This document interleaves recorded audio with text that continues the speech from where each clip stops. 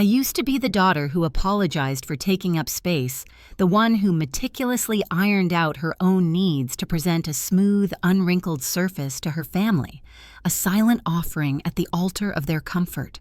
For 28 excruciatingly long years, I was the good daughter, the responsible one, the one who never asked for too much a role I played with an Oscar-worthy performance in the meticulously staged theater of our family. They raised me to be small, quiet, and eternally suffocatingly grateful. That, as it turns out, was their first and most profound mistake. Their biggest miscalculation was believing the silences they cultivated were empty, rather than brewing storms. Today, I stand in my sun-drenched Upper West Side apartment, the Manhattan skyline winking at me like a co-conspirator, a vice president in a prestigious finance firm that values my mind, my strategies, not my perceived gendered obligations. The gleam of the city reflects in my eyes a stark contrast to the dull ache that once resided there. But this view, this life, this hard-won peace, wasn't handed to me on a silver platter. It was forged in the searing crucible of filial piety, a loyalty so deeply ingrained it nearly suffocated the very essence of who I was meant to be. For years, I was the invisible daughter my accomplishments, a quiet, apologetic hum beneath the screeching, amplified demands of others. My potential, a vibrant seed they tried to bury under the heavy, compacted soil of their narrow expectations. I remember the sting of my achievements being casually dismissed like a child's drawing, briefly admired before being relegated to the back of a drawer. A major deal closed at work would earn a distracted, "Oh, that's nice, dear," before the conversation inevitably magnetically veered back to my younger brother Lysander and his latest fleeting whim or manufactured crisis. The transformation from that shadow self, that ghost in my own life, to the woman I am now, a woman who finally recognizes her own reflection, wasn't a gentle, picturesque blossoming. It was an earthquake, a violent tearing down to the bare, fractured foundations. There was a moment, a single earth-shattering, breath-stealing moment, when the carefully constructed, beautifully painted façade of my family life didn't just crack. It imploded, revealing a truth so grotesquely ugly, so profoundly deceitful, it stole the very air from my lungs and threatened to unravel my sanity. Have you ever stood on what you believed was solid ground, only to feel it crumble into an abyss beneath your feet? That was my reality. That moment didn't just change everything. It redefined it, painting my entire past in hues of betrayal I hadn't known existed. It was the horrifying realization that the love I had craved, the acceptance I had strived for, was nothing more than a carefully orchestrated illusion, a performance for an audience of one me. If you're a woman who's ever felt invisible in your own family, if your voice has been systematically muted until it became a mere whisper even to your own ears, if your dreams have been dismissed as frivolous or worse, threatening, or if your worth has been cruelly measured by your utility to others rather than your inherent value, then this story, my story, is for you. This isn't just a narrative of my agonizing walk out of the fire-scarred but upright. It's intended as a roadmap, a testament, a promise that you too can reclaim your power, your voice, your magnificent, unapologetic worth. You can unearth the truths they tried to bury, no matter how painful. Because the woman I was becoming, the one forged in that fire, could not tolerate what the conditioned, compliant girl had accepted for far too long. And trust me, the secrets I uncovered, the lies I unraveled, they were darker and more twisted than anything I could have ever imagined. This journey will show you that sometimes the most terrifying demons are the ones who share your dinner table, the ones who tuck you in at night with smiles that hide a universe of deceit. Prepare yourself, because what I found in the shadows of my own home will make your blood run cold. My childhood in Maplewood, New Jersey was on its meticulously polished surface idyllic. A sprawling colonial house with a manicured lawn that Alistair, my father, obsessed over on weekends, the scent of freshly baked cookies. Genevieve, my mother's specialty when she was in a mood to project domestic bliss. And the pervasive veneer of a perfect, enviable suburban family. We were the Carmichaels, a name that in our small community was synonymous with respectability. But beneath that gleaming, carefully maintained surface, the insidious currents of inequality ran deep and strong, shaping me, molding me long before I possessed the vocabulary or the awareness to understand their insidious power. I was Alara, the quiet, studious girl, the one with her nose always in a book, the one whose achievements were expected. He was Lysander, my younger brother, the shining boy, the golden child, the one for whom the rules not only bent but often shattered into a million glittering pieces of parental indulgence. Lysander, their biological son, the undisputed heir apparent. Even as a child, before I had words for the gnawing unease in my gut, I sensed the profound, almost elemental difference in the way we were treated. It was in the air we breathed, in the subtle shifts of tone, in the way their eyes lingered on him, with a possessive pride that I never quite elicited. His scraped knees from a reckless bike ride earned him cooing sympathy, frantic applications of antiseptic, and a mountain of ice cream. My academic awards, my debate team victories, my meticulously crafted science projects earned a polite, almost perfunctory nod before the conversation inevitably, inexorably shifted back to Lysander's latest little leaguing game, whether he'd hit a home run or more often sulked on the bench after striking out. His failures were reframed as learning experiences, his tantrums as expressions of a strong will. Opportunities for him were loudly proclaimed as investments in his future, critical building blocks for the man he was destined to become. For me, they were dismissed as nice little hobbies, dear, as long as they don't distract you from your real responsibilities, which I came to understand meant supporting Lysander and maintaining the household's smooth operation. My natural aptitude for mathematics, a clarity, and logic I found solace, in which now serves me so well in the cutthroat, high-stakes world of Manhattan finance, was initially encouraged only as a tool to benefit Lysander. Be a good sister, Alara. Your brother needs you. Help him with his homework. He struggles so, poor thing. Genevieve's voice would drip with a carefully calibrated sympathy for Lysander, implying his academic struggles were a charming vulnerability, while my ease with the subject was simply a utility. I remember countless evenings spent at the kitchen table patiently explaining algebra concepts to a bored and resentful Lysander, who would much rather be playing video games. My reward, a distracted pat on the head from Alistair, a man whose spine seemed to have been replaced with something far more pliable, a reed bending to the capricious winds of Genevieve's will and Lysander's every whim. He would often beam and say, "That's my responsible girl." Responsibility. It became my brand, my defining characteristic, and ultimately, my gilded cage. While Lysander was allowed, even encouraged, to be careless, to break things both literally and figuratively, to fail upwards with an astonishing chorus of excuses from Genevieve. He's just finding himself. Alistair, give the boy space. Boys will be boys, you know how they are. He has such a creative, sensitive soul. The world is too harsh for him. I was expected to be perfect, to anticipate needs before they were voiced, to be the silent, emotional ballast of the family, absorbing their anxieties and smoothing over their conflicts. Genevieve, my mother, was a virtuoso, a conductor of the subtle art of redirection and suppression. When I dreamed of joining the debate club in high school, envisioning myself passionately arguing points and honing my intellect, she swiftly signed me up for etiquette classes. A young lady needs grace and charm. Alara, not aggressive arguments. She'd declared, her smile never faltering, effectively silencing my protests before they even formed. The scent of lavender and old lace in that stuffy etiquette room still makes me feel a pang of claustrophobia. When I expressed a fervent desire to join the newly formed coding camp, fascinated by the power of logic and creation, she fretted endlessly about me being the only girl, about the unfeminine nature of such pursuits.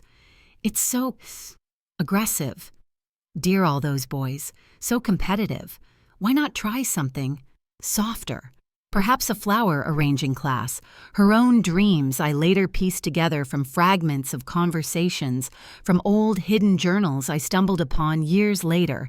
A discovery that would send another shiver of unease down my spine had been similarly pruned, ruthlessly cut back by her own traditional family.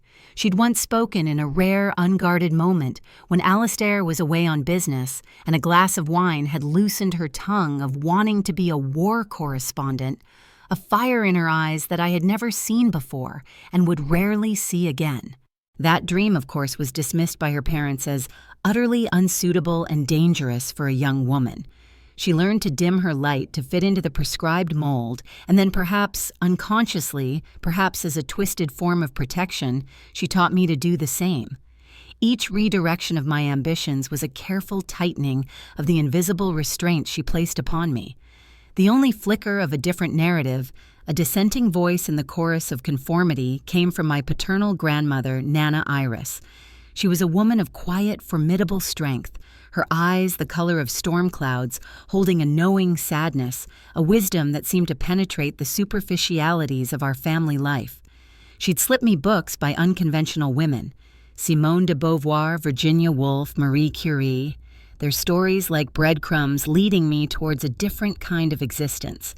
She praised my sharp mind without reservation, her approval a rare, precious balm. Sometimes when Genevieve was out of earshot, busy orchestrating some social event, or fussing over Lysander, Nana Iris would lean in close, her breath smelling faintly of peppermints and old paper, and whisper her voice a conspiratorial rustle. "Don't let them put you in too small a box, little star. You were meant to burn brighter than they can comprehend." It was Nana Iris who, just weeks before she passed, her body frail but her spirit still fiercely incandescent, pressed an old, intricately lacquered box into my trembling hands. Her papery fingers, cool against my skin, lingered for a moment. "Keep this safe, Alara," she'd murmured, her gaze intense, almost hypnotic, boring into mine. "Don't open it unless you feel truly, profoundly necessary. When the world feels like it's trying to tell you who you are, and you need to remember the truth of your own fire."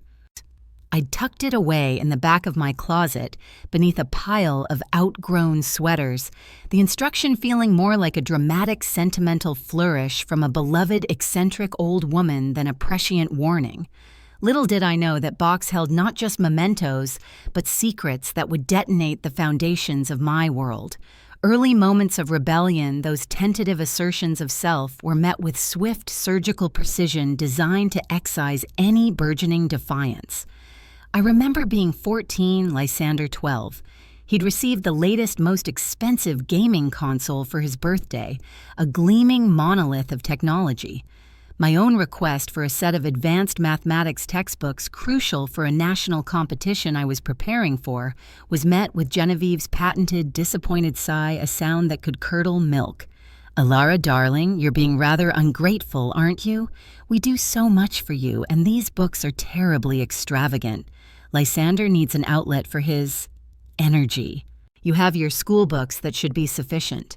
The unspoken coda hung heavy in the air. "You are provided for. Your ambitions are secondary. You are not the priority." Alistair, ever the peacemaker, ever avoiding conflict, would just look uncomfortable, clear his throat, and mumble something vague about budgetary constraints, his eyes darting away from mine, unable to meet the quiet accusation in my gaze. So I learned. Oh, how thoroughly I learned. I learned to swallow my questions, to shrink my desires until they were small and manageable, to anticipate their needs before my own. I became the good girl, the low-maintenance daughter, the epitome of quiet compliance. My report cards were a constellation of straight A's, my room an oasis of immaculate order, my voice rarely raised above a polite murmur. Lysander, meanwhile, skated through life on a cloud of unchecked parental indulgence, his tantrums legendary, his contributions to household chores non-existent, a void of responsibility. He's a boy, Alara. He simply doesn't see mess in the same way a girl does. Genevieve would explain with a dismissive wave of her hand, as if gender conferred a specific kind of blindness to dust and disorder, rather than a cultivated sense of entitlement. The pattern was set, etched into the very marrow of my bones. I was to be the responsible, unwavering supporting beam, holding up the entire edifice of their comfort, while Lysander was the precious decorative centerpiece, admired and indulged. It was a lesson learned, not through overt instruction, but through 1,000 subtle cues, a constant drip-feed conditioning so deep, so pervasive, that I didn't even realize it was a cage until many years later, when the gilded bars began to feel like cold, hard, unyielding iron against my increasingly restless skin. The praise I received for being mature for my age and so wonderfully self-sufficient was I'd come to see with the painful clarity of hindsight a clever way of absolving them of the need to truly nurture, invest in, or even properly see me in the same way they did Lysander. I was convenient, I was reliable, and for a tragically long time I mistook that convenience, that utility for love. Little did they know every "be reasonable, Alara," every dismissal of my needs, every elevation of Lysander's whims was a tiny, almost imperceptible crack forming in the foundation of their carefully constructed control, and those cracks over time would widen into chasms. The insidious creep of diminishment, like a relentless tide, followed me out of the supposed innocence of childhood and into the confusing labyrinth of young adulthood.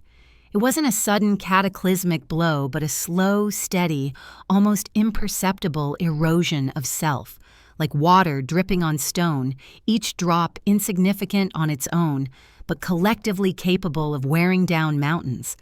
I learned with an insidious proficiency to make myself smaller, to fold my ambitions into more palatable, less threatening shapes, to modulate my voice lest it be perceived as too loud, too assertive, or heaven forbid, too demanding. The world as filtered through the lens of my family seemed to prefer its women in miniature. My education choices became a silent, protracted battleground, a chess match, where my desires were consistently outmaneuvered by their practical considerations. I harbored a deep, abiding passion for history, a yearning to understand the grand, sweeping narratives that shaped civilizations, the intricate dance of power and people.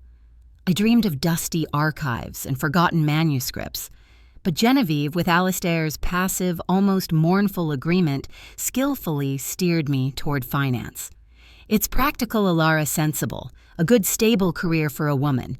You've always been so good with numbers, remember, helping Lysander with his math. The implication, sharp and cold as a shard of glass, was clear stability for me, meant a continued capacity to be a resource, a financial wellspring for the family. My passion was a frivolous indulgence. My utility was paramount. I fought in my quiet, reasoned way, presenting arguments, spreadsheets of potential career paths in academia. But their combined pressure, the subtle guilt trips about my secure future, which always seemed to conveniently intertwine with their own financial comfort, and Lysander's unending needs wore me down. I excelled in finance, of course. My mind, starved of its preferred nourishment, latched onto the logic and patterns of the market. But a significant part of me always felt like an imposter, a well-dressed actress playing a role in a life chosen for me, not by me. The sterile scent of the trading floor, the endless rows of glowing screens, often felt like the bars of a more sophisticated, albeit equally confining cage. Career progression, when it came, brought its own unique set of subtle underminings, like tiny pinpricks designed to deflate any burgeoning sense of accomplishment. When I landed my first coveted analyst job in a prestigious firm in Manhattan, a feat many of my peers were still dreaming of, Genevieve's congratulations were tinged with a palpable anxiety, her smile a little too tight around the edges. "Oh, Alara, that's wonderful, dear. But don't work too hard, will you? You need to think about settling down soon. A career is nice, a good distraction for a while, but a family, a husband, that's what truly matters for a woman's happiness." Her words were like a gentle but firm hand trying to guide me back to the pre-approved path. Lysander, meanwhile, flitted between a series of dead-end jobs and ill-conceived entrepreneurial ventures, a failed attempt at being a DJ, a disastrous foray into organic dog biscuit baking, a short-lived career as an influencer with 12 followers. Each failure was cushioned by a fresh infusion of parental funds my funds laundered through them, and a new round of elaborate excuses. "He's just so sensitive, Alara," Genevieve would sigh, her voice laced with maternal martyrdom. "The working world is so harsh, so unyielding for creative, free souls like his." His creativity mostly involved sleeping until noon, complaining vociferously about the lack of opportunities that matched his entirely imagined qualifications, and racking up impressive credit card debt on frivolous purchases. My successes, when they were too significant to ignore completely, were met with a curious brand of dismissal, a swift absorption into the family's collective needs, a hard-earned promotion to associate. "Oh, that's nice, dear. Very good. Did Lysander call you today? He's thinking of starting a podcast about artisanal cheese. He needs some seed money for a microphone." A substantial, unexpected year-end bonus that I'd worked grueling 80-hour weeks for wonderful Alara, absolutely wonderful. "You know the property taxes on the Maplewood house are due next month, and the roof is leaking again. Your father is so worried." My achievements were never just mine. They were immediately, almost reflexively co-opted, repurposed as solutions to their never-ending stream of financial woes, primarily those created by Lysander's irresponsibility and their own inability to live within their means. The financial responsibility for the Maplewood house, the mortgage I hadn't signed, the utilities I barely used, the constant costly repairs, even the weekly grocery bills when I visited, had somehow, through a process of osmosis and relentless emotional pressure, seamlessly transitioned entirely to me over the past 5 years, ever since my paychecks had begun to reflect my competence. Lysander naturally contributed nothing but an ever-growing list of demands. "He's struggling, Alara. He just needs a bit more time to find his footing. You're doing so well you can afford to help out a little," was the constant, infuriating refrain, a mantra of their entitlement. Internally, I was a wreck, a tightly coiled spring of anxiety and resentment. The internal dialogue was a relentless, exhausting loop of self-doubt and ingrained people-pleasing. Am I being selfish for wanting this promotion just for myself? Am I ungrateful for feeling resentful about the money? Maybe they're right. Maybe I should just be happy with what I have. Be grateful for their support. I'd draft emails asking for a raise or a more challenging assignment at work, my fingers hovering over the send button, only to delete them in a wave of self-recrimination, convinced I was overreaching, being too ambitious, not a team player. I'd meticulously plan conversations where I would finally confront them about Lysander's endless, shameless leeching, rehearsing my lines in the shower, only to lose my nerve completely at the mere thought of Genevieve's expertly wielded, wounded expression, her silent tears, or Alistair's look of profound paternal disappointment. The psychological cost of this constant self-suppression was immense. A persistent low-grade hum of anxiety that became my constant companion, a feeling of being perpetually on edge, of never quite measuring up, despite all objective evidence to the contrary. I suffered from migraines, a tight knot of tension permanently lodged between my shoulder blades, and an inexplicable recurring dream where I was trying to scream but no sound would come out. There were moments, fleeting, tantalizing flashes of defiance, like sparks in the darkness quickly extinguished. I remember one particularly galling incident. Lysander had borrowed, a euphemism for taken without any intention of repaying, a significant sum from me, several $1,000s, for a guaranteed-to-succeed business venture involving imported Peruvian alpaca sweaters. The venture predictably evaporated within weeks, along with my money. When I finally, tentatively, after weeks of building up my courage, suggested that he should perhaps consider a repayment plan, Genevieve had swooped in, her eyes flashing with indignation on his behalf. "Alara, don't be so hard on your brother. It's family money, isn't it, really? It all comes from the same pot. And you have plenty. You're doing so well for yourself." I almost screamed. The words, "It's my money, I earned it," every single cent burned on my tongue a furious acidic tide, but they caught in my throat, choked by years of relentless conditioning, by the ingrained fear of being labeled difficult or unloving. I just nodded, a familiar bitter taste of resignation rising in my mouth, my fists clenching uselessly at my sides. Genevieve was the undisputed conductor of this orchestra of diminishment, wielding her emotional baton with practiced, devastating skill. But Alistair was a willing, if sometimes reluctant, first fiddle. His passivity, his consistent failure to intervene or defend me, a potent soul-crushing enabler. His silence was often louder and more damaging than Genevieve's overt manipulations. Other women in our extended family, aunts and cousins, often echoed these sentiments, their own lives frequently constrained by similar, invisible, culturally reinforced fences. "That's just how things are, dear," one well-meaning but thoroughly conditioned aunt told me at a Thanksgiving gathering, her smile tight and brittle as she patted my hand. "Men, you know, they just need a bit more support, a bit more understanding. It's a woman's role to provide that." It was a suffocating chorus of resignation, a legacy of women learning to accept less, to expect less, to be less. My awareness of the profound systemic unfairness grew not in a sudden epiphany, but as a slow burn, a tiny ember of resentment that started in the pit of my stomach and gradually, inexorably spread, igniting a nascent, unfamiliar anger. I began to see the pattern not just in my family, but reflected in the world around me. In the subtle and not so subtle ways, women were expected to shrink, to accommodate, to apologize for their ambitions, to nurture everyone and everything but themselves.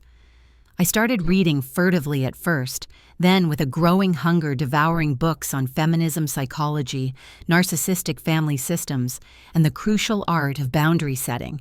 Each page was a revelation, a validation of the deep, unnameable unease I'd carried for so long.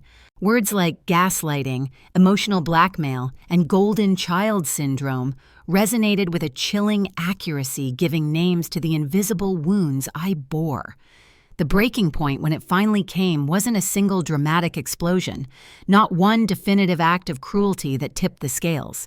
It was rather the crushing cumulative weight of 1,000 paper cuts, 1,000,000 tiny betrayals and dismissals.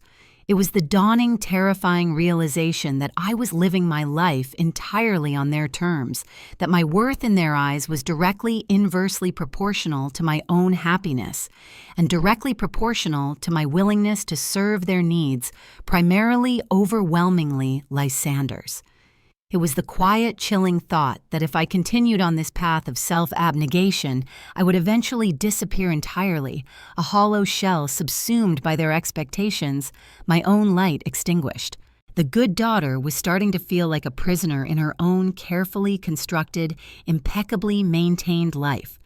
The discomfort was becoming unbearable, a pressure building beneath the surface, a silent scream threatening to erupt, and I knew with a chilling, visceral certainty that settled deep in my bones that something had to give. The woman I was slowly, painfully, almost reluctantly becoming was starting to stir, tired of being small, tired of being silenced, tired of being a footnote in her own story. And she was beginning to realize she might have weapons she never knew she possessed. The moment the earth finally irrevocably fractured beneath the carefully constructed artifice of my life arrived not with a bang, but with the rustle of paper on a crisp, deceptively ordinary Saturday morning in Maplewood. I was home for the weekend, a dutiful, almost ritualistic visit that involved the usual charade ferrying Lysander to an important life-changing meeting, which I suspected, with a weary cynicism, was a new video game tournament, or a meet-up with his equally aimless friends, and helping Alistair with some long, overdue household paperwork he claimed was too complicated for his old eyes. "Just need you to scan these important documents for me, Alara. There's a good girl. Your old man's eyes aren't what they used to be, and you're so clever with these newfangled machines," he'd said, handing me a teetering pile of folders, his smile a little too placid. Amongst the mundane collection of insurance policies, bank statements, and old tax returns, one folder stood out. It was thicker than the others, professionally bound in a sober navy blue and labeled in stark embossed gold letters, Asset Plan and Final Will of Genevieve and Alistair Carmichael. My heart gave a strange, uncomfortable lurch, a sudden premonitory flutter. It felt profoundly intrusive, almost sacrilegious to even hold it. Yet a morbid curiosity, a sudden, inexplicable, almost irresistible urge compelled me. My parents were only in their late 50s, ostensibly in good health. A will wasn't entirely unusual, it was responsible. But something dark and insistent whispered to me from the recesses of my mind, a chilling premonition perhaps born from Nana Iris's enigmatic warning about her secret box, or maybe it was just the culmination of years of unacknowledged slights, a subconscious understanding that something was fundamentally dangerously amiss in the foundations of our family. With fingers that trembled almost imperceptibly, I opened it. The air in Alistair's study, usually smelling of old books, and his pipe tobacco suddenly felt heavy, charged like the air before a violent thunderstorm. The legalese was dense, a labyrinth of clauses and subclauses, but the horrifying gist, the brutal, inescapable core of it, was devastatingly, shockingly clear. The Maplewood house, their stocks and bonds, their savings accounts, even sentimental items, I cherished like Nana Iris's antique diamond earrings and her collection of first edition novels. Everything without exception was bequeathed solely and entirely to our beloved son, Lysander Alistair Carmichael. My name, Alara, appeared only once, buried deep within a cursory dismissive clause that felt like a slap in the face. We acknowledge our daughter, Alara Genevieve Carmichael, for whom we have already provided sufficiently and generously during our lifetime, and for whom we wish all future happiness. Provided sufficiently generously, the words mocked me from the page. I thought of the endless mortgage payments I'd made on this very house, draining my own savings. I thought of the countless checks I'd written to fund Lysander's never-ending stream of failed ventures, the groceries I bought every week, the expensive repairs to the house I'd covered without a murmur of complaint. The air rushed out of my lungs in a ragged gasp, leaving me cold and hollow. It wasn't just the complete, absolute exclusion, it was the casual, almost contemptuous justification. My years of dedicated financial support, my silent sacrifices, my shouldering of their burdens, all of it recast, twisted into their supposed generosity towards me. It was a breathtaking act of gaslighting immortalized in legal ink. Then, as if drawn by an invisible, malevolent thread, my gaze fell upon a smaller, older, cream-colored envelope tucked discreetly inside the back flap of the bound folder. It was slightly yellowed with age, the paper brittle at the edges, addressed to Alistair in a looping, unfamiliar, feminine hand I didn't recognize. My blood turned to ice. With a sense of dread so profound it was almost paralyzing, I pulled it out.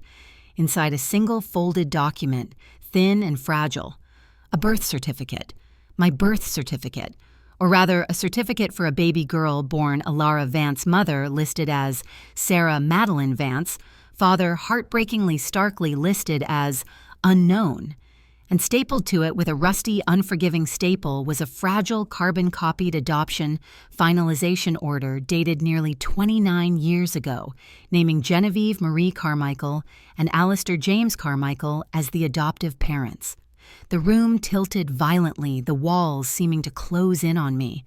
My breath hitched, caught in my throat like a trapped bird, not their biological child. The words screamed in my mind, a deafening, silent cacophony that drowned out the chirping of the sparrows outside the window, the distant hum of a lawnmower. It wasn't a complete out-of-the-blue shock. There had always been subtle, nagging differences in appearance.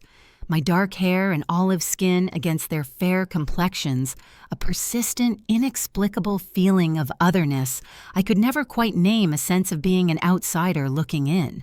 But seeing it there in stark, irrefutable black and white in conjunction with the cruel, disinheriting will was like a physical blow, a punch to the solar plexus that left me reeling. Suddenly, the decades of blatant favoritism, the constant dismissal of my needs and achievements, the way they treated me as a useful, reliable appendage, rather than a cherished, integral part of the family, it all clicked into a horrifying, sickeningly clear new focus. I was not just the unfavored child. I was in their eyes, perhaps never truly their child at all. I don't remember the act of walking from Alistair's dim study into the sunlit living room, but suddenly I was there, the will and the adoption papers clutched in my hand like a death sentence, my knuckles white. Genevieve was humming contentedly as she arranged a bouquet of vibrant, freshly cut roses in a crystal vase. Alistair was comfortably ensconced in his favorite armchair, rustling the Sunday paper. Lysander was predictably sprawled inelegantly on the plush sofa, his attention glued to his phone, a faint smirk playing on his lips as he scrolled. The domestic tranquility of the scene was a grotesque mockery of the turmoil raging within me. What is this? My voice was a raw, broken whisper, barely audible even to my own ears. I held out the will then with a hand that shook so violently I could barely control it, the adoption papers. Genevieve's serene smile froze her eyes, widening almost imperceptibly before darting to the documents in my hand. Alistair's newspaper rustled violently as he lowered it, his face paling visibly. Lysander, bless his self-absorbed heart, barely glanced up, just grunted in annoyance at the interruption. "Alara, darling, you shouldn't be looking through our private things." Genevieve said, her tone attempting sharpness, but a nervous tremor in her voice betrayed her. Her eyes, however, couldn't tear themselves away from the damning papers. "Private?" I choked out a hysterical laugh bubbling in my throat. This dictates my entire future, or rather my complete lack of one in this family, and this. I waved the fragile adoption certificate, the name Sarah Vance, searing itself into my brain. All these years, all these decades, you never told me, you let me believe. My voice cracked. Alistair stammered his gaze, skittering away from mine, unable to meet the raw agony he saw there. We were going to Alara, of course we were, at the right time, when you were older, more settled. The right time. My voice rose, fueled by a pain so profound, so all-consuming, it felt like my ribs were cracking, my heart shattering into a million pieces. When exactly was that right time gonna be? After you were both dead and buried, and I found out from some cold-hearted lawyer that I was not only completely disinherited, but also a stranger to your bloodline, a cuckoo in your nest. Genevieve finally dropped the pretense of maternal calm. Her face hardened, her eyes turning to chips of ice. "Don't be so melodramatic, Alara. We raised you, didn't we? We fed you, clothed you, gave you a good life. What more do you want?" "A good life." I shot back the years of accumulated resentment, of swallowed bitterness pouring out in a torrent. "Or a life of indentured servitude to Lysander. This will," I gestured towards the document, "makes it abundantly, cruelly clear who your beloved child truly is." "Lysander is different," Genevieve said, her gaze softening with an almost beatific tenderness as it fell on her precious son. "He's our blood, Alara, our own flesh and blood. He needs us. He's struggling, you know that." "Struggling?" I laughed, then a harsh, broken, ugly sound that seemed to shock even myself.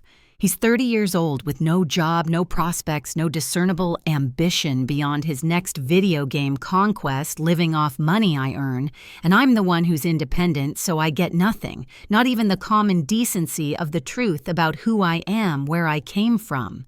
"You always were so fiercely independent, Alara," Alistair mumbled, as if this hard-won independence, a trait they themselves had forced upon me, were a character flaw, a justification for their deceit. "We knew you'd be fine on your own. You didn't need us in the same way." Hey, so my reward for being responsible for being fine on my own is to be erased, to be lied to my entire life. The betrayal was a physical ache now, a crushing weight on my chest, making it difficult to breathe. Did you ever even love me? Truly love me?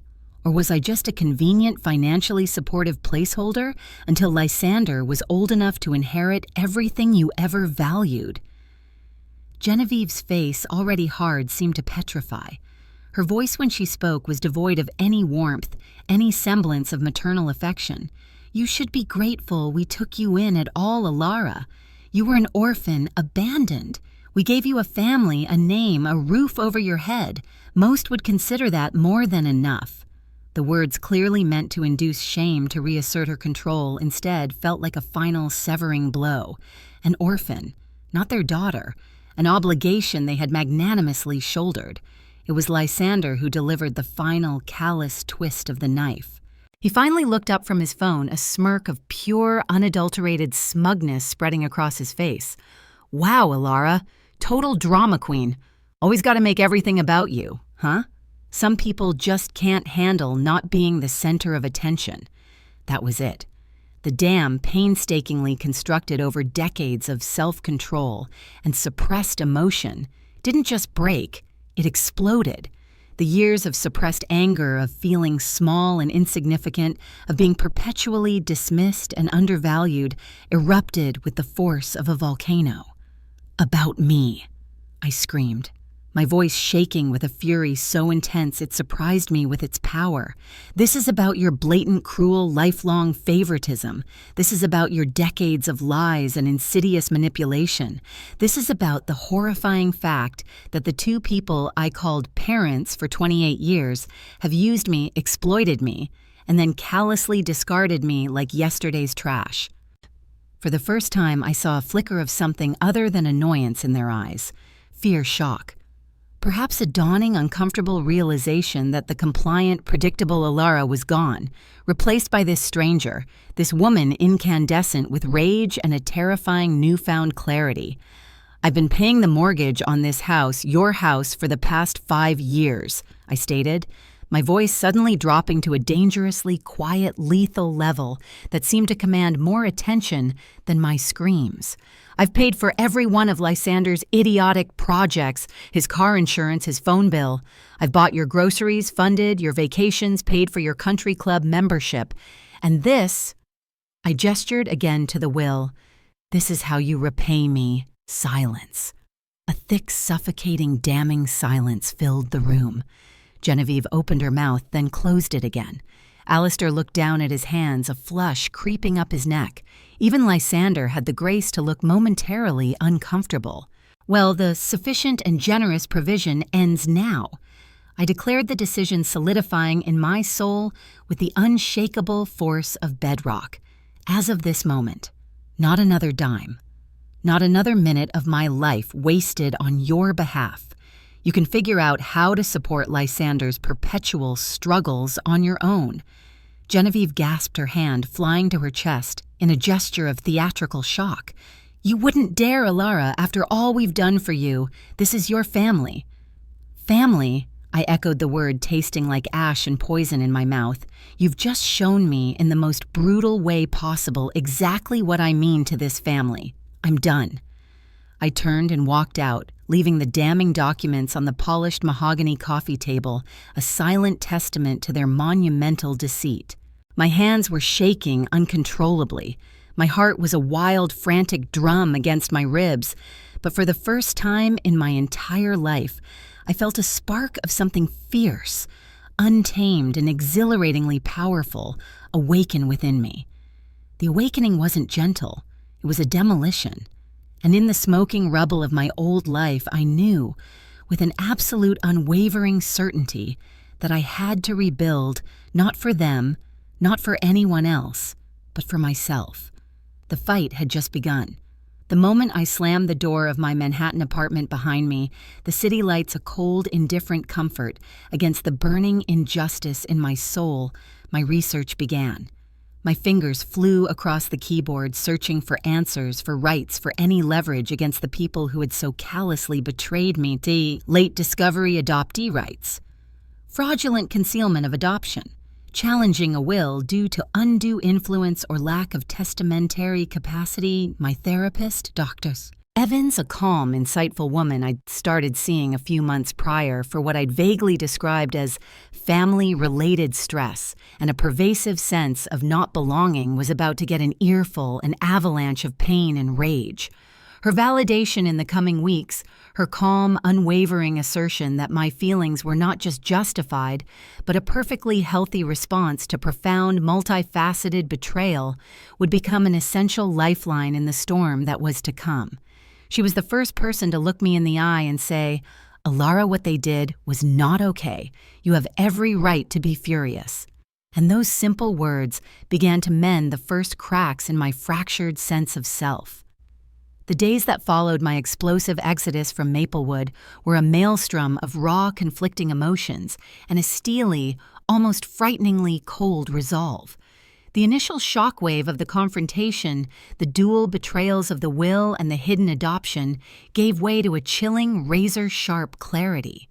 I had drawn an uncrossable line in the sand, a declaration of war, and now I had to hold it, fortify it against the inevitable onslaught. The financial terrorism, as I grimly dubbed it in my therapy sessions with Dr. Evans, began almost immediately, with a ferocity that surprised even my cynical expectations. My phone, once a benign tool of communication, transformed into a weapon aimed directly at my rapidly hardening resolve. Texts pinged relentlessly, each one a carefully calibrated missile of guilt. Genevieve image of a tear-streaked selfie attached. "Alara, my darling girl, your father is simply beside himself with grief. He hasn't eaten a bite since you left. You need to call us. Please. This is tearing our family apart. Can't you see what you're doing to us?" Alistair voice trembling in the voicemail. "Honey, it's Dad. The property taxes are due. You know, the big one. We were counting on you, sweetheart. We could lose the house, Alara. Our home. Your childhood home." Lysander, a string of increasingly aggressive texts. "Seriously, Alara, this is how you treat your own family. You're gonna let them kick us out onto the street. My new custom-built ergonomic gaming chair just arrived. I can't possibly move now. And Mom's a wreck. Because of you, some daughter you are." Each message was a masterclass in manipulation, a carefully crafted guilt trip, a desperate, frantic tug at the deeply ingrained strings of responsibility they had so expertly, so methodically installed in me over nearly 3 decades. For a terrifying, gut-wrenching moment, the old Alara, the conditioned good daughter, wavered. The thought of them actually losing the house, their house, the house that I had been unknowingly paying for, the house that held a confusing tapestry of both painful and, I had to admit to my own chagrin, a few faintly pleasant childhood memories, sparked a familiar sickening pang of conditioned duty. My stomach churned. But then, like a protective shield, the image of the will of my name casually, cruelly dismissed of the yellowed adoption papers, hidden for decades, like a dirty secret, would flash in my mind, a stark reminder of their profound betrayal.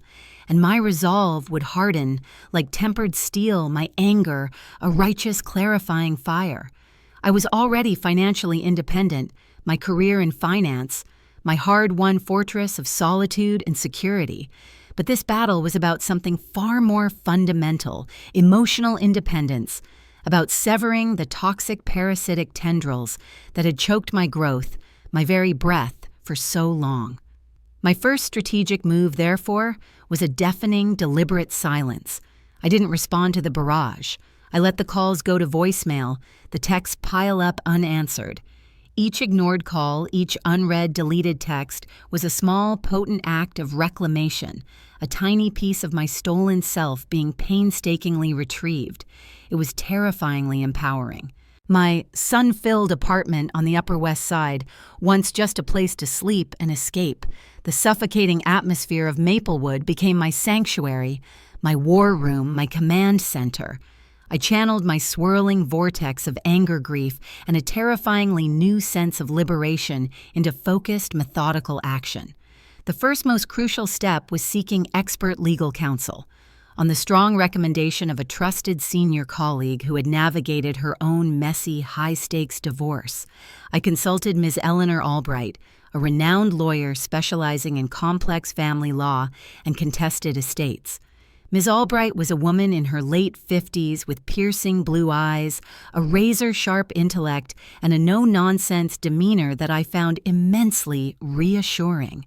She listened to my entire sordid story without interruption, her expression growing more resolute, almost grimly, satisfied with each detail I recounted about the years of financial support, the disinheritance, and the bombshell of the hidden adoption. They may have significantly, catastrophically overplayed their hand, Alara, she said finally, her voice calm but carrying an undercurrent of steel.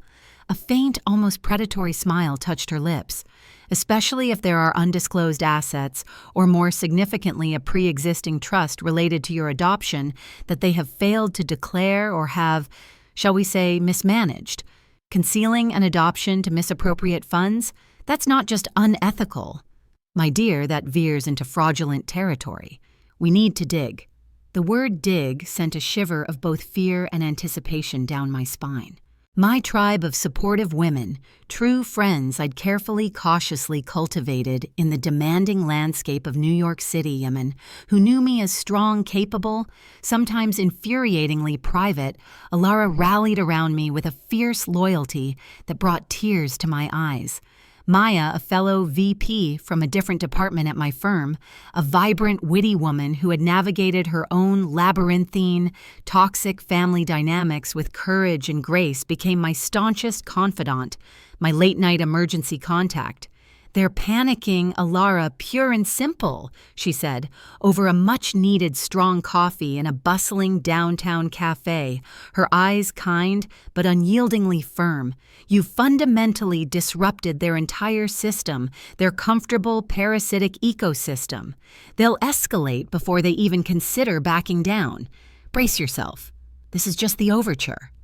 And escalate they did with a theatrical desperation that would have been comical if it weren't so deeply wounding.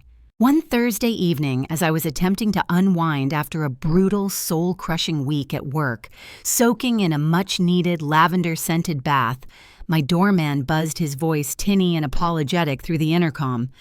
"Ms. Carmichael, I'm very sorry to disturb you, but your family is here. In the lobby. They say it's a dire emergency." My blood ran cold, the lavender scent suddenly cloying.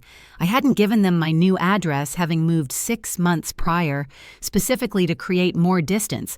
But Maplewood wasn't on another planet, and a determined, righteous Genevieve was a force of nature when she believed she was being wronged. My stomach plummeted. "Do not under any circumstances let them up, John," I said, my voice surprisingly steady, betraying none of the sudden terror thumping in my chest. "Tell them I am not available. Tell them I am out of the country if you must. I don't care. Just don't let them pass the front door." A few agonizing minutes later, my phone, sitting on the bathroom counter, began to shriek. Genevieve. I watched it ring, the screen, flashing her name like a malevolent beacon, then let it go to voicemail. Then Alistair, his call shorter, more hesitant. Then Lysander, a barrage of angry, unanswered calls. Finally, a series of frantic, increasingly unhinged texts began to flood my screen. "Genevieve, Alara, we are downstairs. This is utterly ridiculous. You are behaving like a child. Let us in this instant. Your father is having chest pains." A classic, I thought grimly. Alistair. "Please, Alara, just talk to us for 5 minutes. We can sort this out. Don't do this to your mother." Lysander. "It's freezing out here, Alara, and I'm starving. Are you seriously gonna be like this forever? What is wrong with you? You owe us." Wrapped in a towel, heart pounding, I crept to my window, which overlooked the street. Hidden by the heavy velvet curtains, I watched the pathetic, enraging spectacle unfold below. Genevieve, her face contorted with fury, was animatedly, almost hysterically arguing with the stoic doorman John, who stood his ground like a palace guard. Alistair looked lost, small and utterly helpless, wringing his hands. Lysander was pacing back and forth like a caged, petulant animal, gesticulating wildly with his phone, probably live tweeting his ordeal.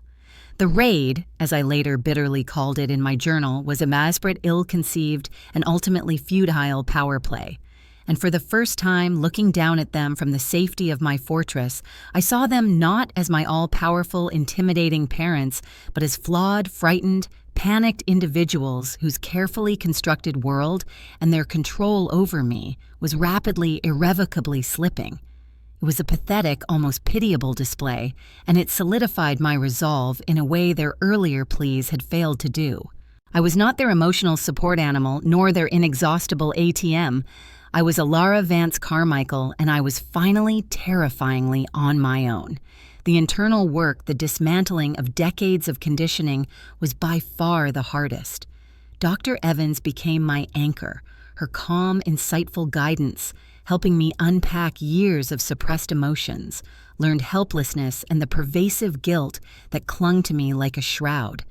"You're not selfish for protecting yourself, Alara Tai," she affirmed during one particularly difficult session where I confessed to feeling a monstrous wave of guilt despite their betrayals. "You're setting necessary, healthy boundaries. Their extreme reaction is about their loss of control, their fear of consequences, not about your lack of love or your supposed cruelty."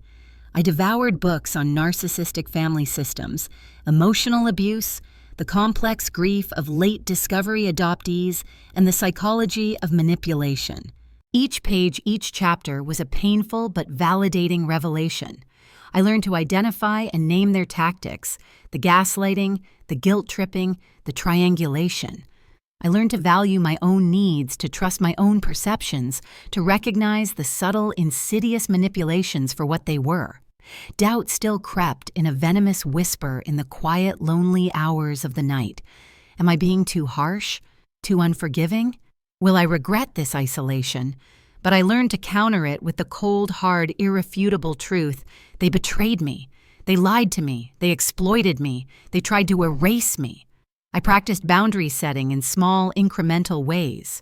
When mutual acquaintances, unwitting, or sometimes I suspected witting flying monkeys dispatched by Genevieve, would call to just check in and subtly or not so subtly pressure me to reconcile, I developed polite but unyieldingly firm deflections. "Thank you for your concern, Aunt Carol, but my relationship with my parents is a private and now legal matter. I won't be discussing it further." Click. The satisfaction was immense. The strategic planning extended to anticipating their next increasingly desperate moves. Ms. Albright advised me to meticulously document everything. Every text message, every voicemail I saved, the particularly egregious ones, every past financial transaction I'd made for them, every veiled threat. "This isn't just an emotional battle anymore, Alara," she stated gravely during one of our strategy sessions in her imposing book-lined office.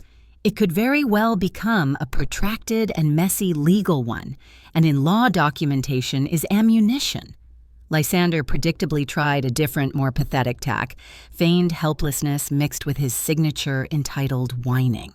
He sent me a long, rambling, poorly punctuated email detailing how his crippling anxiety was now through the roof, and how he couldn't possibly focus on his crucial creative projects. The artisanal shoelaces apparently were still a going concern in his mind because of the unbearable family stress I was causing. He even had the audacity to attach a link to a newly created GoFundMe page, complete with a mournful selfie to help a struggling artist survive this devastating family crisis. I deleted it without a flicker of my former guilt, a small, almost imperceptible smile playing on my lips. The armor was holding. The woman I was becoming was learning to breathe deeply and freely outside the suffocating confines of their expectations, and the air, though, sometimes rarefied with grief, and the lingering scent of battle tasted unequivocally, intoxicatingly like freedom. And I was just beginning to realize the true extent of the secrets still lurking in the shadows, secrets Nana Iris had hinted at, secrets that might hold the key, not just to my past, but to a future I never dared to imagine. The thought of Nana Iris's box still unopened in my closet sent a thrill of both dread and fierce anticipation through me. Its time was coming. The spectacular failure of the Upper West Side raid seemed to push Genevieve Alistair and Lysander into a new, more public realm of desperation. If private pressure, emotional blackmail, and direct confrontation wouldn't break my resolve, perhaps public humiliation and the weight of societal judgment would. They turned with a vindictive flourish to Facebook, the modern-day town square, the digital pillory, to launch their meticulously orchestrated smear campaign. It was a masterclass in narcissistic victimhood. It started subtly, insidiously. Vague, melancholic posts from Genevieve about the profound heartbreak of thankless children and the quiet suffering of elderly parents being abandoned in their time of greatest need, often accompanied by poignant quotes about family loyalty or filtered photos of her looking wistfully out a window. Alistair, less adept but equally complicit, shared articles about the erosion of family values in modern society, with an abundance of sad face emojis.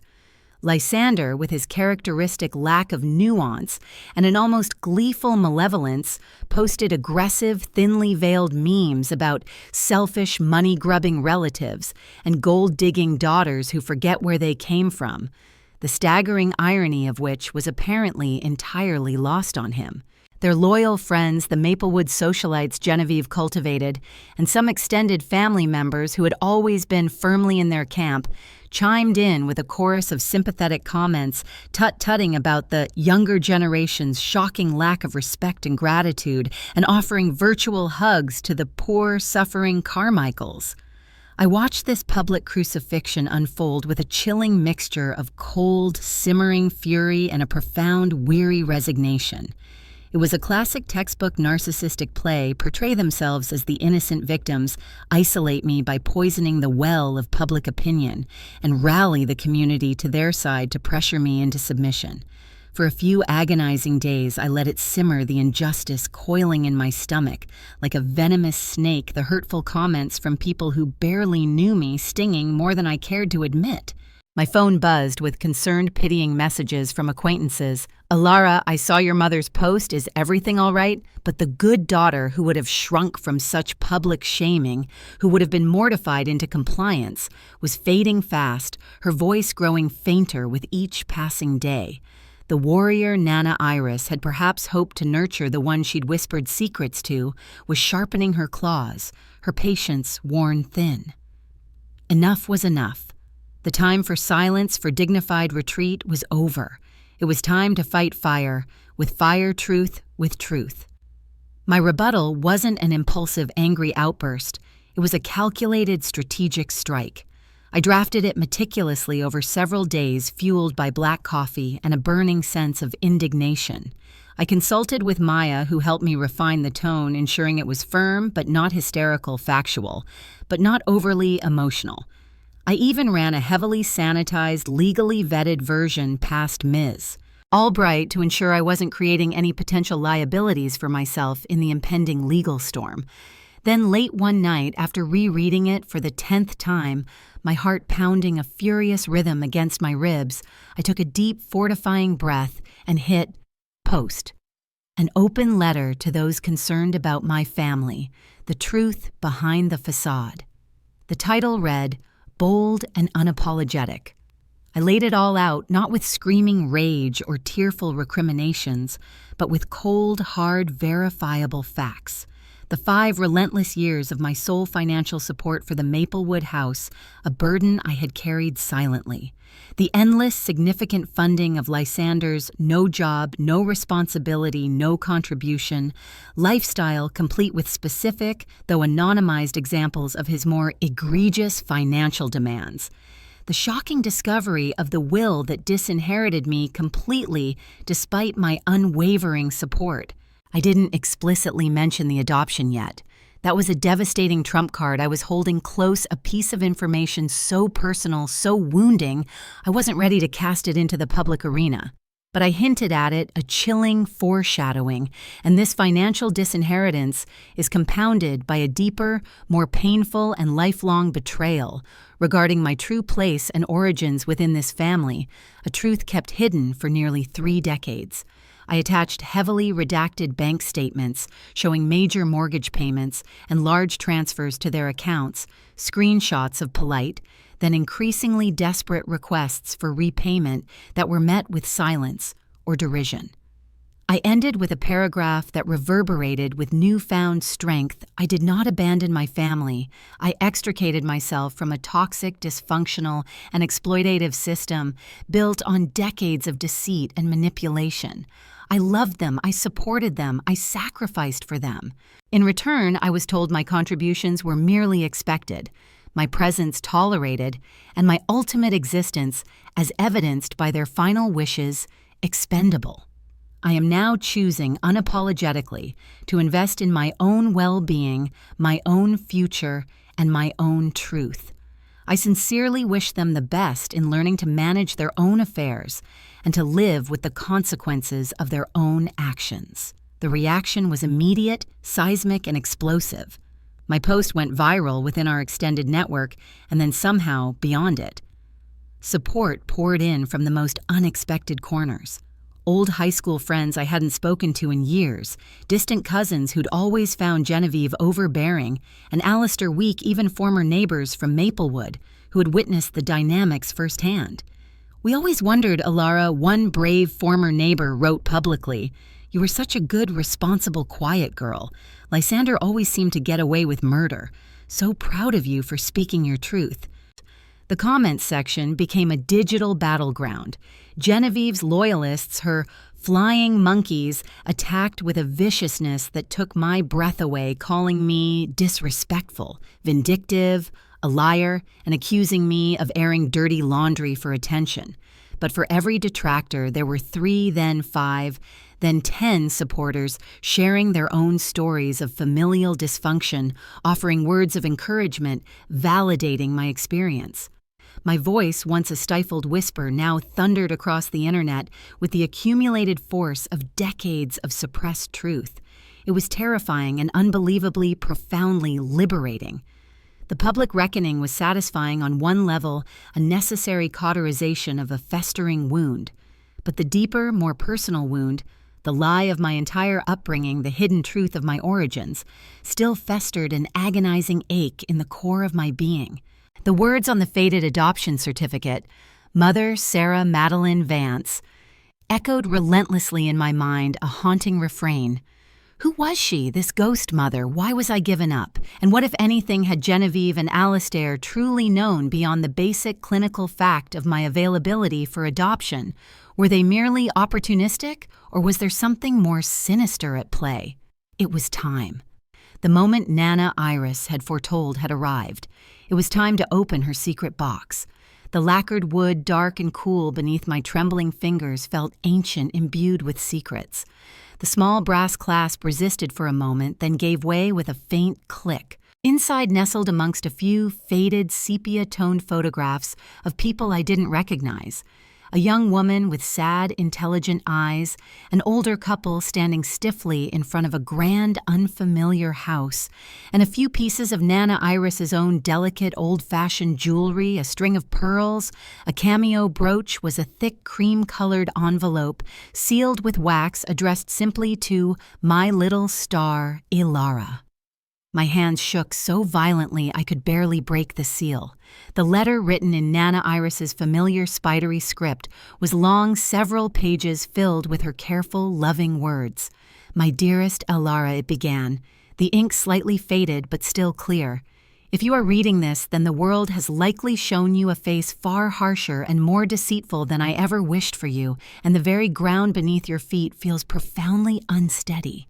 I always knew you were special. My little star, not just for your bright, inquisitive mind, but for the quiet, resilient strength I saw in you from the time you were a little girl, a strength." Genevieve, in her own tragic blindness and insecurity, tried so desperately to smother, to mold into something more convenient for her own purposes. There are things you deserve to know, Ilara, truths your adoptive parents, in their profound selfishness and moral cowardice, have deliberately, cruelly kept from you. My heart pounded against my ribs like a trapped bird.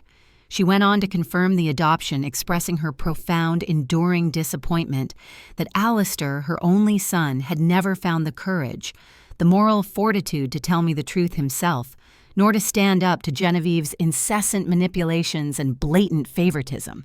They told me when they first brought you home, a tiny perfect bundle, that your mother Sarah was a brilliant young artist, fiercely independent, a free spirit who found herself in an impossible, heartbreaking situation. She loved you dearly. Alara, make no mistake about that. She chose the Carmichaels, or rather, they were presented to her by an agency, because they promised a stable, loving, financially secure home. A promise I fear they did not fully keep, at least not in spirit, not for you. And then the bombshell, the words that made the room spin, the revelation that would change the entire trajectory of my fight. Sarah Vance was not without means, Alara. Far from it. Her own parents, your maternal grandparents, were, I discovered through discreet inquiries I made years ago, quite wealthy old money from Philadelphia. They established a very significant trust fund for you, designated for your education and well-being, to be managed by your adoptive parents until you came of age or married. I always suspected with a sickening certainty that Genevieve and Alistair dipped into it far more than they ever should have, especially for Lysander's endless stream of foolish endeavors and their own increasingly lavish lifestyle. They always had plausible excuses, of course, elaborate justifications. Be wary, child, be vigilant. There may be far more to your rightful inheritance than they ever let on. I have a name for you to investigate St. Augustine Holdings. It was a company your maternal grandfather was involved with. Your biological mother also left you a small personal box of mementos. I managed to secure it years ago through channels I will not divulge. It is with my solicitor, a good and honorable man named Mr. Arthur Abernathy. His card is enclosed. He knew your mother, Sarah, briefly. He may be able to help you. Tears streamed down my face, hot and unstoppable, blurring Nana Iris's precious words. My quiet, steadfast champion, even from beyond the grave, had left me a lifeline, a treasure map to the truth. Not just validation, but concrete, actionable leads.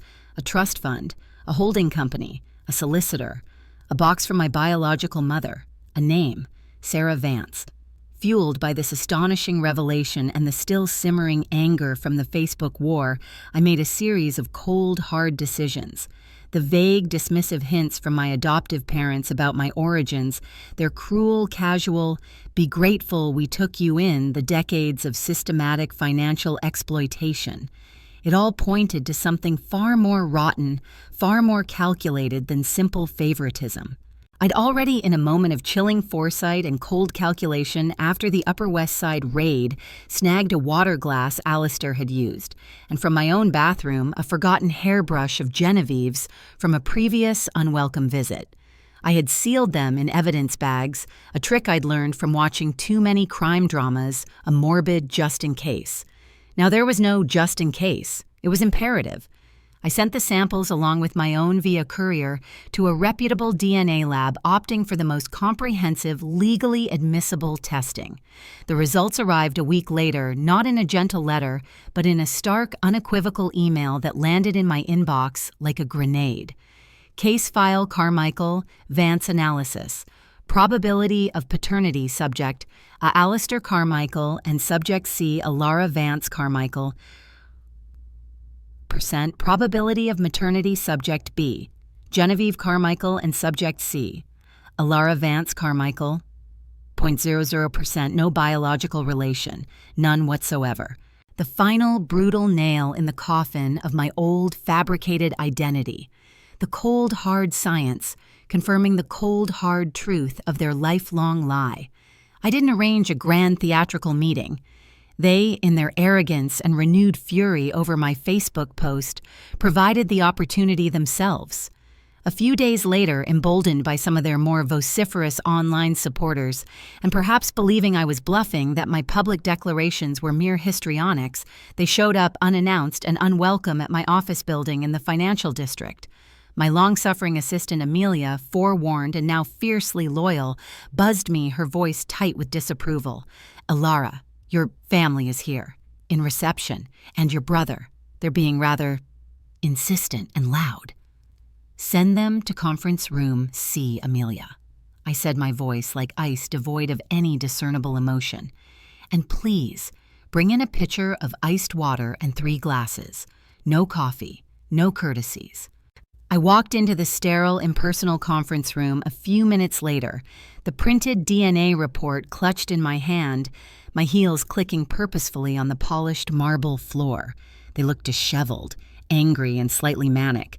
Genevieve started immediately, her voice shrill. Alara, this public spectacle has to stop. You're humiliating us. You're destroying this family with your lies and your selfishness. Humiliating you. I placed the DNA report face down on the gleaming mahogany table with a quiet thud that seemed to reverberate through the room. Let's talk about humiliation, shall we? Let's talk about lies, decades of them. I slowly, deliberately slid the report towards them.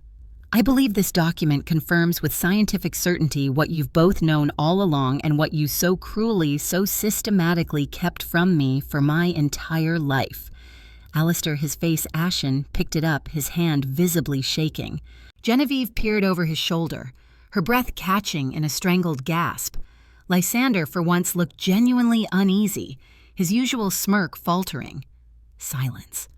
The kind of profound, deafening silence that screams louder than any words. Genevieve sank heavily into a leather chair, her face a mask of disbelief and dawning horror. Alistair just stared at the paper, speechless, his shoulders slumped in defeat. Lysander finally looked, utterly, completely shocked. Not gloating, not dismissive, but genuinely stunned into silence. Perhaps the stark, irrefutable science of the document, the cold, hard percentages hit him with a force that hushed parental whispers and vague allusions never could. The foundation of his own special status was visibly crumbling before his eyes. We loved you as our own Alara, Alistair finally whispered, his voice hoarse, pathetic. Did you? I asked, my voice devoid of its earlier fire, now just weary, cold, and utterly empty of any remaining filial affection. Your actions, your will, this lifelong, unforgivable deception, it all tells a very, very different story. A story of convenience, of exploitation, of profound emotional and financial betrayal. My voice didn't just shake with emotion. It thundered with the righteous fury of decades of suppressed truth of a stolen identity. The cage wasn't locked by them anymore. I had just never truly, powerfully tried to open it until now. This wasn't just a confrontation. It was my declaration of independence, my ultimate, irrevocable liberation from their toxic narrative. The reckoning had well and truly begun.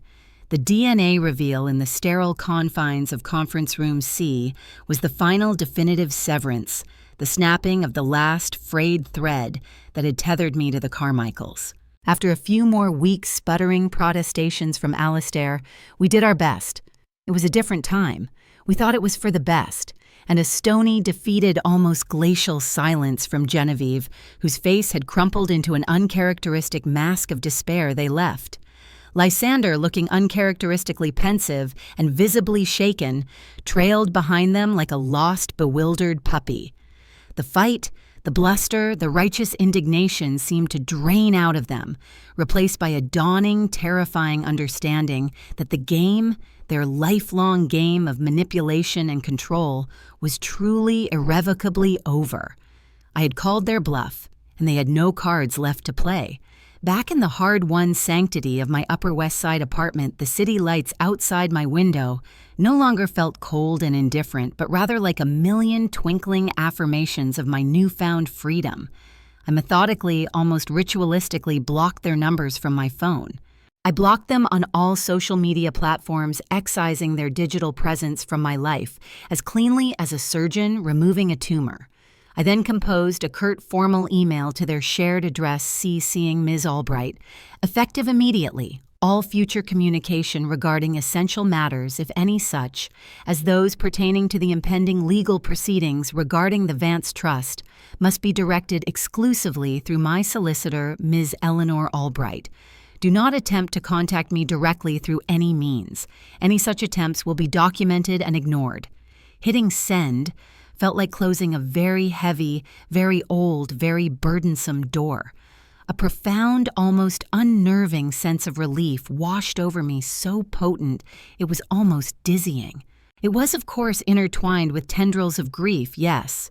The deep, aching grief for the family I thought I had, for the unconditional love I'd craved my entire life, and now knew I'd never truly received from them. But the relief, the sheer lightness of being, was overwhelmingly stronger.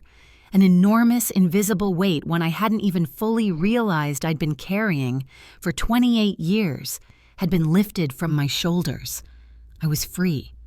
Though the path ahead was uncertain, undoubtedly painful, I felt an unprecedented sense of possibility, a thrilling, terrifying readiness to explore my true origins, to finally meet Sarah Vance through her letters and mementos, and to build a new life authentically and unapologetically, untethered from their toxic expectations and fabricated narratives. Of course, the attempts to breach these newly erected steel-reinforced boundaries didn't cease entirely, not immediately, but they became more desperate, more indirect, more pathetic. Aunts, uncles, old family friends, Genevieve's well-meaning but thoroughly brainwashed flying monkeys, called their voices dripping with cloying manufactured concern and poorly disguised disapproval. "Alara, dear, your mother is simply beside herself with grief. She's not eating. She's barely sleeping. Surely you can find it in your heart to forgive them. Family is everything you know," one particularly persistent aunt warbled down the line. "My relationship with Genevieve and Alistair Carmichael is now a private and very serious legal matter, Aunt Mildred." I'd reply, my voice calm, firm, and utterly devoid of the wavering uncertainty that used to plague me. I was quoting directly from the scripts Dr. Evans and I had meticulously rehearsed for precisely these encounters. "I appreciate your concern, but I will not be discussing it further. I trust you understand." Click. Each call was shorter than the last, each attempt to manipulate me, weaker, more transparent. The good girl, who would have agonized for days over their disapproval, who would have twisted herself into knots trying to appease them, was gone, exorcised. I was learning with a fierce and protective joy the critical difference between being difficult or unforgiving and simply having healthy, non-negotiable boundaries. With the immediate family drama temporarily cauterized, I threw myself with a renewed, almost feverish intensity into the tantalizing leads from Nana Iris's posthumous letter. I contacted Mr. Arthur Abernathy, her solicitor, an elderly but remarkably sharp gentleman whose office, filled with dusty legal tomes and the scent of Earl Grey tea, seemed to belong to another era. He remembered my biological mother, Sarah Vance, with a surprising clarity and a deep, gentle fondness. "Ah, Sarah Vance," he said, his kind eyes twinkling behind his spectacles as he peered at me over a precarious stack of files. "A vibrant soul, your mother. A true artist ahead of her time. Fiercely independent, perhaps to a fault. She would be so incredibly proud of the strong, determined woman you've clearly become, Ms. Carmichael. Or should I say, Ms. Vance." He confirmed with a solemn nod the existence of the Vance Trust, established by Sarah's parents. And then the moment I had been both dreading and yearning for, he confirmed that he had kept safe in his firm's vault for over 2 decades the small personal box of mementos Sarah had left specifically for me. My heart hammered against my ribs. He promised to have it couriered to me by the end of the week. But before I could fully process the implications of that, before the box from my ghost mother even arrived, another unexpected message appeared, this time in my LinkedIn inbox, a platform I rarely checked. It was from a woman named Dr. Evelyn Hayes, a distinguished-looking woman with silver hair and intelligent eyes, identifying herself as a historian, specializing in genealogical research and art history. "Dear Ms. Carmichael, or perhaps more accurately, Ms. Vance, I have been following the rather public discourse surrounding your family situation with both professional and, I must confess, deeply personal interest." I knew Sarah Madeline Vance. We were university friends, roommates for a time, in fact, before life took us on different paths. I believe I may have some information that could be of significant importance to you regarding your family history, the Vance lineage, and perhaps shed some light on why Sarah made the agonizing choices she did. If you are amenable, I would be very willing to meet and share what I know. My heart leaped into my throat, an old friend of my biological mother. This felt different, more tangible than a random stranger emerging from the woodwork. Curiosity, a desperate yearning for connection to this unknown mother, warred violently with a deeply ingrained caution. Was she genuine? Or was this another, more sophisticated, more insidious attempt by Genevieve to manipulate me, to lure me into a trap? I agreed to a video call, my guard firmly, almost aggressively. Up Ms. Albright's warnings about potential scams echoing in my ears. Dr. Evelyn Hayes, when she appeared on my screen, was exactly as her profile picture suggested, a woman in her late 50s with intelligent, compassionate eyes, a calm, reassuring demeanor, and an air of quiet authority. She spoke of Sarah Vance with a genuine, palpable affection, sharing anecdotes painting a vivid picture of a talented, passionate, sometimes reckless young artist who had been fiercely protective of her independence and her art. Sarah found herself pregnant at a terribly difficult time, Alara. Evelyn explained, her voice gentle. Her family, the Vances of Philadelphia, though immensely wealthy and socially prominent, were also staunchly, almost archaically conservative.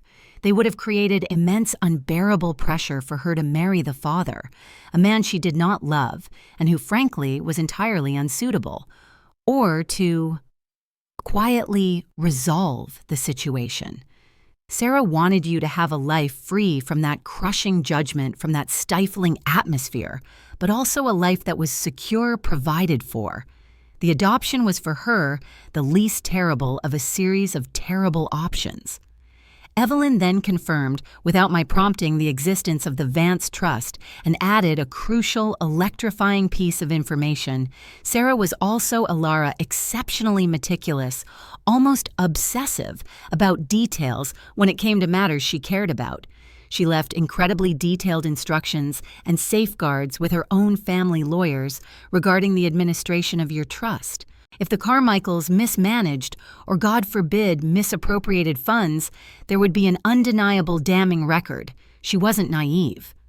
Evelyn, then to my astonishment and immense gratitude, offered to help me navigate the complex, often labyrinthine search for these historical records, her professional expertise in genealogical and archival research proving invaluable. This was no scammer, no cleverly disguised plant. This was an ally, an unexpected precious gift from my mother's long-lost past, a bridge to understanding Sarah. Armed with new legal firepower from Ms. Albright, emotional fortification from Dr. Evans, and now historical context, and potential evidence from Dr. Hayes, I began to truly build my chosen family. Maya, my work friend, became an even closer, indispensable confidant, my sister in all but blood. I reconnected with other friends, women who understood the suffocating complexities of toxic family dynamics, who had fought their own battles for autonomy and self-worth. We formed a small, informal sisterhood, a council of warriors sharing stories over wine and takeout, offering unwavering support, celebrating each other's hard-won boundaries and small victories.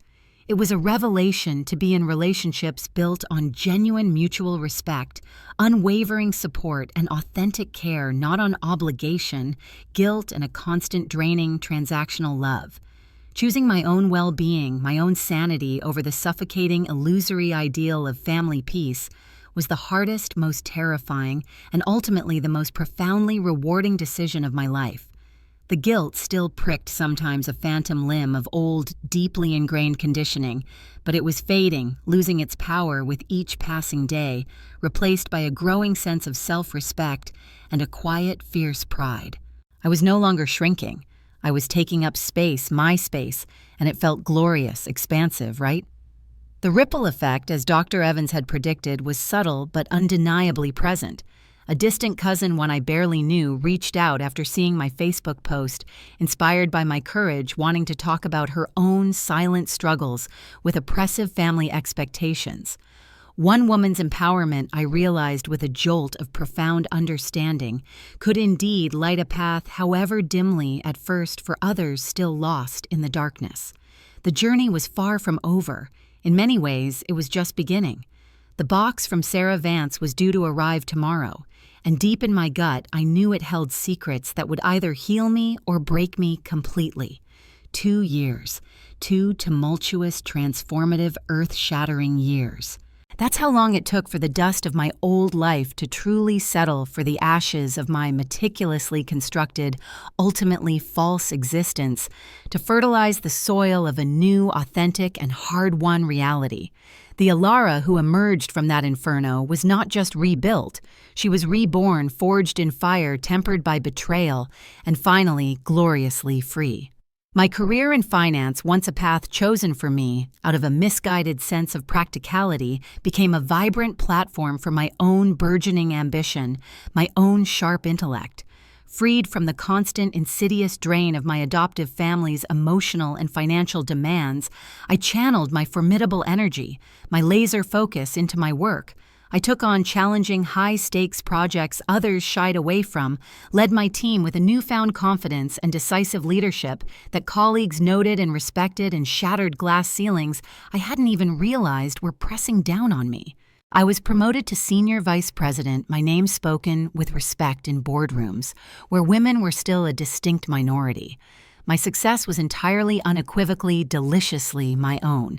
My sun-drenched Upper West Side apartment, once merely a refuge from the storm of Maplewood, transformed into a vibrant, joyful home filled with art I loved. Many pieces surprisingly reminiscent of the sketches I found in Sarah Vance's box, a silent, poignant nod to the mother I was coming to know.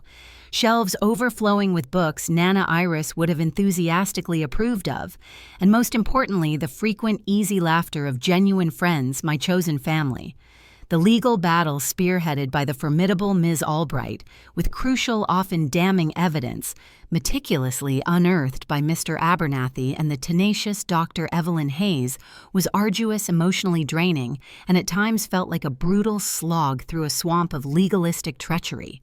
The Vance Trust, as Nana Iris had so astutely suspected, had indeed been systematically, almost gleefully plundered by Genevieve and Alastair over 2 decades.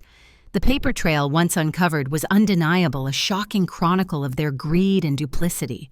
They had used my inheritance, money left by my biological maternal grandparents, the Vances, specifically to ensure my education, my security, my future, to fund Lysander's endless parade of feckless, failed lifestyles, to maintain their own inflated suburban illusion of affluence, and for their own selfish comforts, including lavish vacations I was never invited on and investments that mysteriously vanished.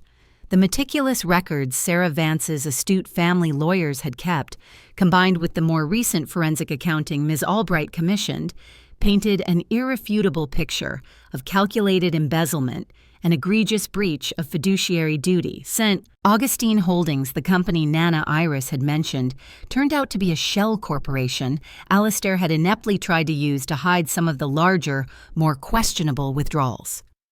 The secret behind my adoption, as revealed through Sarah Vance's heartbreakingly honest letters and journals found in the precious box Mr. Abernathy delivered to my door, a beautifully carved rosewood box that smelled faintly of sandalwood and old paper, was a tragic, poignant tale of a fiercely talented young woman caught between her profound, almost primal love for her unborn child and an oppressive, unyielding, socially obsessed wealthy family who threatened to disown her, to destroy her reputation and her burgeoning art career if she kept me a child conceived out of wedlock with a man they deemed entirely unsuitable. Sarah hadn't abandoned me out of indifference or a lack of love. Her letters screamed her anguish, her déchirante choice. She had chosen adoption. She wrote her elegant script, blurred in places by what could only have been tears, to protect me from scandal, from their judgment, and to ensure I had the stable, financially secure, loving upbringing she felt she couldn't provide under their suffocating shadow. a tragic, bitter irony given what the Carmichaels had ultimately done with that sacred trust. There was no nefarious plot by Genevieve and Alistair in Sarah's disappearance from my life. She had tragically, devastatingly passed away from a rare, aggressive form of cancer only a few years after my adoption, leaving Mr. Abernathy as a sort of distant, unwitting guardian of her last wishes for me, a silent sentinel over the secrets of my birth. Reading her words, I wept for the mother I never knew, for the life we might have had, and for the profound love that had been stolen from us both. The court judgment, when it finally came after months of legal wrangling, depositions that felt like psychological warfare and endless procedural delays, was a profound public vindication. Genevieve and Alistair were ordered to repay a very significant sum to me, the depleted but still substantial remnants of their assets, including the forced, ignominious sale of the beloved Maplewood house. They weren't jailed much to Ms. Albright's, and I confess my own initial disappointment. Their actions, while morally reprehensible, were framed legally as egregious mismanagement of trust funds by adoptive parents rather than outright criminal fraud, a subtle but crucial distinction. However, their carefully cultivated reputation in Maplewood, their standing in the community they prized so highly, was utterly, irrevocably ruined. They moved humiliated and financially crippled to a small, nondescript rental in a different, far less affluent state, their golden cage now considerably smaller, rustier, and far less gilded. The poetic justice was not lost on me. And Lysander, this is where the story takes another strange, almost pitiable turn. During the intense pressure of the legal proceedings, as the full, unvarnished extent of his parents' deceit and systematic financial misappropriation came to light in excruciating, legally documented detail, something in him seemed to crack. He wasn't just shocked by the DNA reveal in that conference room. He was, according to Ms. Albright's detailed reports from his depositions, where he apparently alternated between blustering denial and whimpering incompetence, visibly terrified, almost broken. His entire existence, his lifelong sense of entitlement, his very identity as the blood heir, the special chosen one, was built on being the true Carmichael son. To discover that his parents were not only liars and thieves, but had also propped up his entire life with stolen money, meant for me the orphan they had so magnanimously rescued was a blow from which his fragile ego seemed unable to recover. One bleak, rainy evening, months deep into the grinding legal battle, he approached me outside my office building as I was leaving late. He looked gaunt, disheveled, a shadow of his former arrogant self. The expensive designer clothes he usually favored were rumpled, his hair unkempt. "Ilara," he began, his usual confident bluster entirely gone, replaced by a hesitant, almost fearful stammer. I found some old bank statements of theirs, hidden in the attic. Things they didn't declare to the court, things their lawyers don't know about. It shows even more money they took, from your trust. For me. He thrust a battered, slightly damp manila envelope into my hands. His eyes, usually so full of smug superiority, were now filled with a strange mixture of fear, resentment, and something I couldn't quite decipher. Perhaps a dawning, horrifying understanding. "I'm not doing this for them," he mumbled, looking away, unable to meet my gaze. "They lied to everyone, about everything. They even lied to me." It was twist one as laid out in the universe's strange script for my life. Lysander, realizing his gilded throne, was built on a foundation of lies and stolen sand, and terrified of being dragged down with his parents into complete financial and social ruin, or perhaps, just perhaps, a tiny, hitherto dormant sliver of conscience had finally, painfully emerged, chose self-preservation, and in a stunning act of familial betrayal, turned against them. The documents he provided, authenticated by Ms. Albright's team, were instrumental in uncovering the full, shocking extent of the financial abuse, adding several more zeros to the judgment against Genevieve and Alistair. He wasn't suddenly a good person, not by a long shot. His motives were likely a tangled, unholy mess of fear, resentment at being deceived himself, and a desperate attempt to salvage anything from the wreckage of his life. But he became an unlikely, unwitting catalyst for further justice. My life, in stark contrast to theirs, thrived.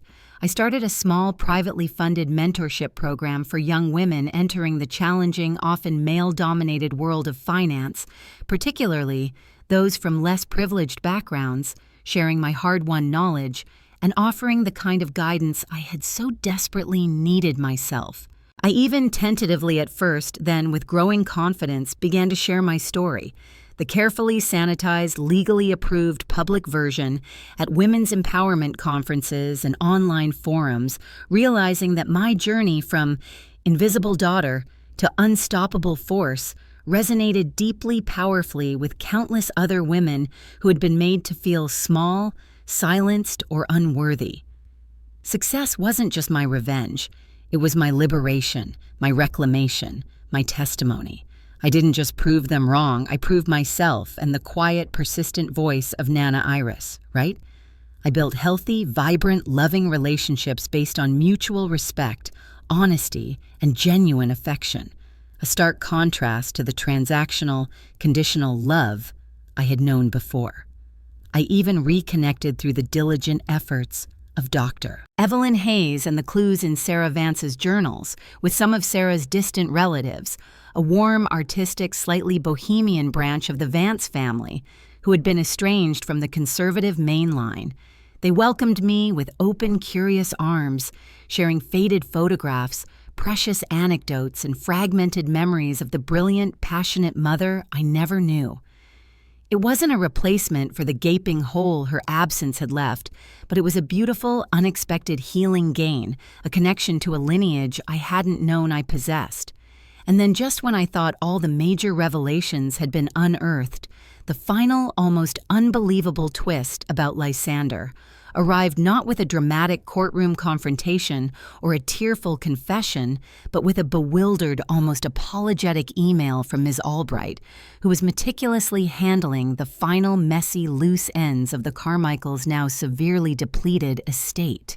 Apparently, during the forensic accounting of Alistair's old medical insurance records, a discrepancy and anomaly had led to a startling, almost farcical discovery. This discovery was later confirmed by a panicked, tearful, cornered confession from Genevieve to her own increasingly exasperated lawyer. Lysander Carmichael was also adopted. They had adopted him a year after me from a different, less reputable agency, never telling him, never telling anyone meticulously, psychopathically perpetuating the myth of him being their precious biological son, their blood heir.